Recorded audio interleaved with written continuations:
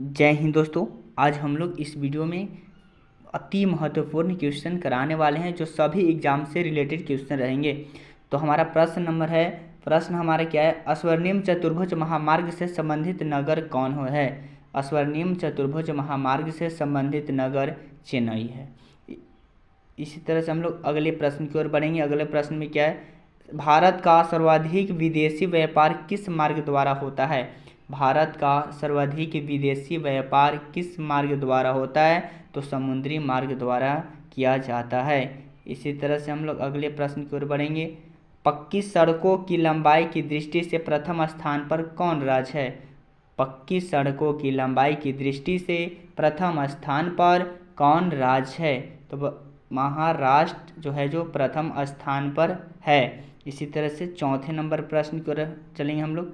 नागपुर सड़क योजना के अंतर्गत सड़कों को कितने भागों में बांटा गया है? नागपुर सड़क योजना के अंतर्गत सड़कों को 6 भागों में बांटा गया है। इसी तरह से अगले प्रश्न की ओर बढ़ेंगे हम लोग। अगले प्रश्न क्या? भारत का कुल कितने डाक क्षेत्रों में बांटा गया है? भारत का कुल कितने डाक क्षेत्रों में बांटा गया है? तो हमारा 8 डाक क्षेत्रों में बांटा गया है। कितने? 8 डाक क्षेत्रों में भारत को बांट दिया गया है। इस तरह से अगले प्रश्न की ओर चलेंगे। देश में कितने विशेष आर्थिक क्षेत्र विकसित हैं? देश में कितने आर्थिक क्षेत्र विकसित हैं? 10 आर्थिक क्षेत्र विकसित हैं। इसी तरह से हम लोग अगले प्रश्न की ओर बढ़ेंगे। स्वतंत्रता प्राप्ति के समय देश में सड़कों की कुल लंबाई कितनी थी? जब हमारा आज़ाद हुआ था देश तो स्वतंत्रता प्राप्ति के समय सड़कों की कुल लंबाई कितनी थी? तो 1.6 लाख किलोमीटर। इसी तरह से अगले प्रश्न की ओर बढ़ेंगे। अगले प्रश्न में क्या? निम्नलिखित में से कौन सड़कों का एक वर्ग नहीं है? निम्नलिखित में कौन सड़कों का वर्ग नहीं है? तो सीमांत सड़कें हैं जो इसका वर्ग नहीं है। इसी तरह से अगले प्रश्न की ओर चढ़ेंगे। अगले प्रश्न क्या है? भारत के किन शहरों में मेट्रो रेल सेवा उपलब्ध है? भारत के किन शहरों में मेट्रो रेल सेवा उपलब्ध है? कोलकाता एवं दिल्ली, यही 2 राज्य में हमारा मेट्रो सेवा उपलब्ध है। इस तरह से 10वें नंबर अगले नंबर प्रश्न को चलेंगे। किस वर्ष इंडियन एयरलाइंस को इंडियन नाम दिया गया? किस वर्ष इंडियन एयरलाइंस को इंडियन नाम दिया गया? तो बताएंगे 2005 में। कब दिया गया था? 2005 में।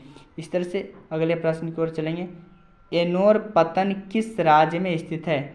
एनोर पतन किस राज्य में स्थित है? तमिलनाडु में। तमिलनाडु में स्थित है। इसी तरह से अगले नंबर प्रश्न की ओर बढ़ेंगे। फाल्टा विशेष आर्थिक क्षेत्र कहाँ स्थित है?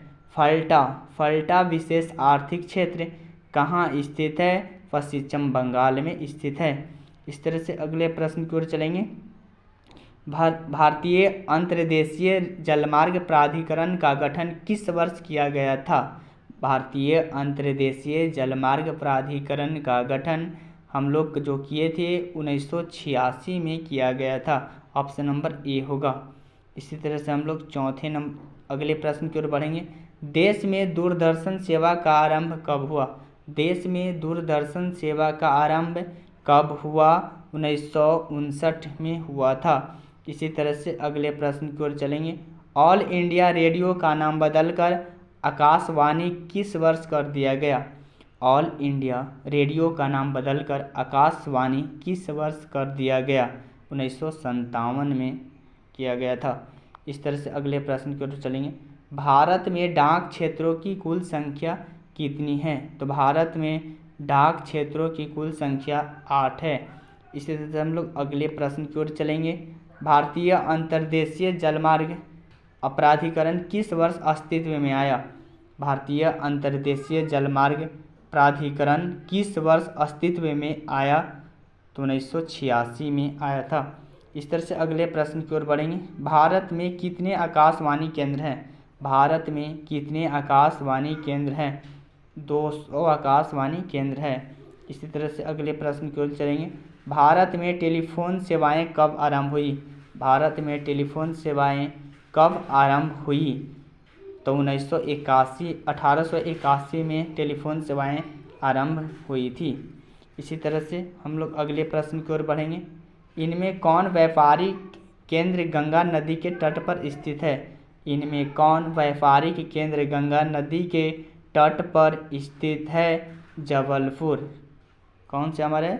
जबलपुर। इस तरह से अगले प्रश्न की ओर बढ़ेंगे। दिल्ली से कोलकाता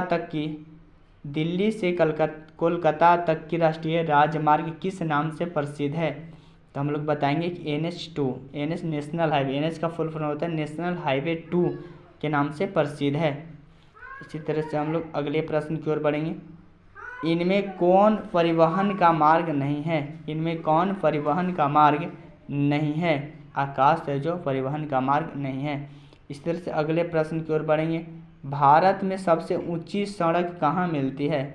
भारत में सबसे ऊंची सड़क कहाँ मिलती है? तो बताएंगे लेह में। कहाँ मिलती है? लेह में। इसी तरह से अगले प्रश्न की ओर बढ़ेंगे।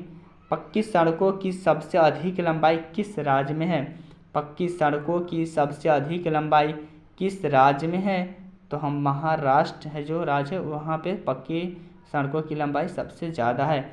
इस तरह से हम लोग अगले प्रश्न की ओर बढ़ेंगे। अगले प्रश्न क्या है? नागपुर सड़क योजना किस वर्ष बनी थी? नागपुर सड़क योजना किस वर्ष बनी थी? तो 1943 में बनी थी।